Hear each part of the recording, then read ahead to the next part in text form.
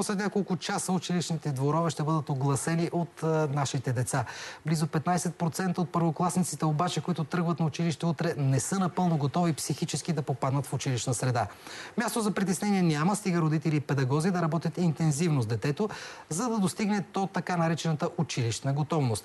Какво е значението за икономиката, вижте в следващия репортаж.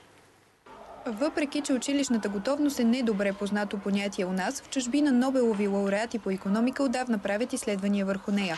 Резултатите показват, че влагането на средства в бъдещите ученици е най-сигурната инвестиция във време на криза, защото печалбата не се губи. Печалбата завършва училище и после колеж, намира си престижна работа и излива високата си заплата в икономиката на своята страна. Печалбата е човекът. Всеки вложен в ранна детска възраст долар или лев се връща 5, 10, 15 пъти повече и това всъщност е изключително важно да се знае от всички управленци.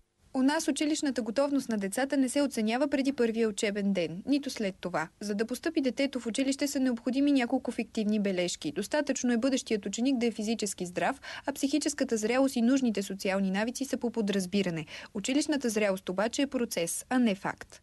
На 15 септември изведнъж озрели едните, пък другите не озрели. Това е доста от професионална гледна точка смешен подход. Няма как да се случи.